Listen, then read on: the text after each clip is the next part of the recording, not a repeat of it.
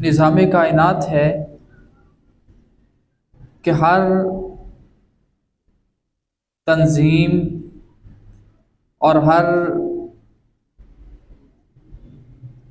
ایک سمت کو چلانے کے لیے کسی نہ کسی اصول اور ضابطوں کی حاجت ہوتی ہے۔ اب یہ بھی ظاہر ہے کہ جس انسان کی وہ پراپرٹی ہے، جس انسان کی وہ انویسٹمنٹ ہے، تو ظاہر ہے اس کے لیے اصول و ضوابط بھی وہی بندہ ہی بنائے گا۔ ایسا نہیں ہو سکتا کہ ایک بندہ جو ہے نا وہ پیسہ خرچ کرتا ہے، دوسرا بندہ پھر اس پر جو ہے نا وہ اصول اور اپنے قواعد نافذ کرے۔ جو بندہ انویسٹ کرتا ہے پھر وہی بندہ اس کے لیے اصول و ضوابط بھی بناتا ہے، اس کے لیے قواعد بھی بناتا ہے،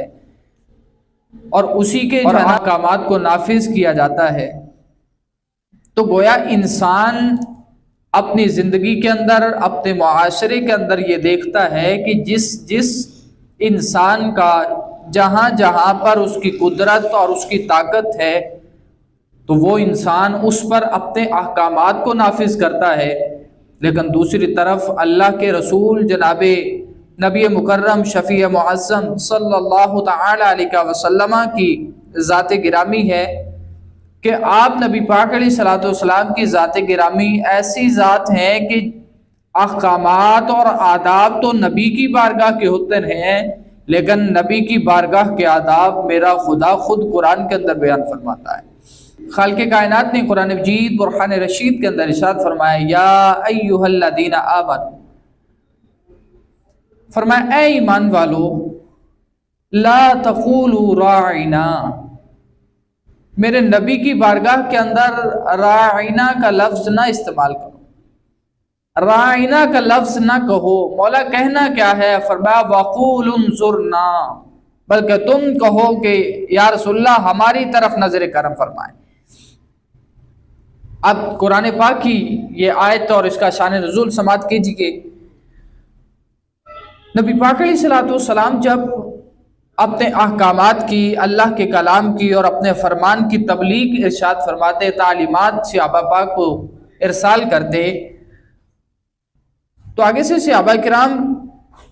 رضوان اللہ تعالی علیہم اجمعین کو اگر کسی بات کی سمجھ نہ آتی تو صحابہ پاک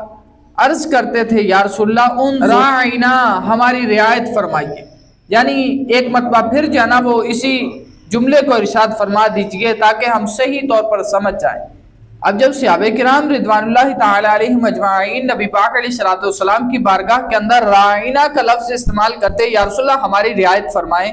یہی جملہ دوبارہ دہرا دے تاکہ ہمیں اس بات کی سمجھ لگ جائے، تو نبی پاک علیہ الصلوۃ والسلام کے صحابہ پاک کی طرف دیکھتے ہوئے یہودیوں نے اسی لفظ کو جو ہے نا وہ تھوڑی سی زبان کو مروڑ کر نکالنا چاہا، انہوں نے کہا راعینا، کہ جب صحابہ پاک عرض کرتے تھے یا رسول اللہ ہماری رعایت فرمائیں، ہم پر جانا وہ اس جملے کو، اس کلام کو دوبارہ ارشاد فرمائے تاکہ ہم اس پر صحیح طور پر اسے سیکھ لیں، لیکن نبی پاک علیہ الصلوۃ والسلام کی بارگاہ کے اندر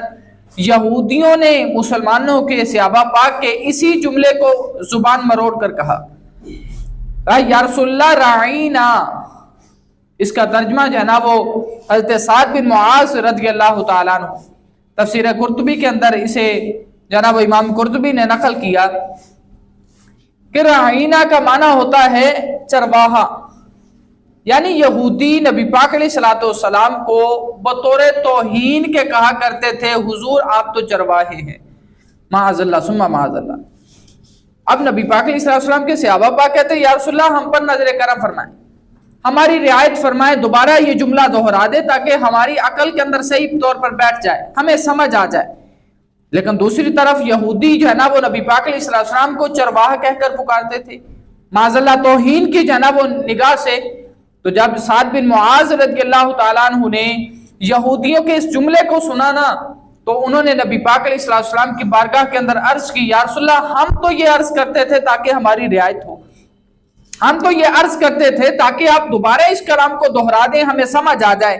لیکن یہودی ہماری زبان کا جو ہے نا وہ ناجائز فائدہ اٹھاتے ہوئے آپ کو جو ہے نا وہ معاذ اللہ توہین کی نگاہ سے دیکھتے ہیں، تو رب تعالیٰ نے قرآن مجید برہان رشید کے اندر آیت کو نازل فرما دیا، فرمایا یا ایھا الذین آمنوا لا تقولوا راعنا،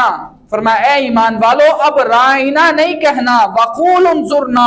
اس لیے کہ رائنا کے اندر توہین والا پہلو تھا، اس لیے تم رائنا کی جگہ پر انظرنا کا لفظ استعمال کرو۔ انظرنا کا معنی کیا ہوتا ہے؟ یا رسول اللہ ہم پر نظر کرم فرمائیں، ہم پر جو ہے نا وہ نظر شفقت فرمائیں، ہم پر نظر کرم فرمائیں۔ اب ہوگا کیا، نبی پاک علیہ الصلوۃ والسلام کی بارگاہ کے اندر جب صحابہ پاک عرض کرتے تھے نا یا رسول اللہ انظرنا، ہم پر نظر کرم فرمائیں، تو پھر نبی پاک علیہ الصلوۃ والسلام اپنی نظر شفقت کو صحابہ پاک کی طرف کیا کرتے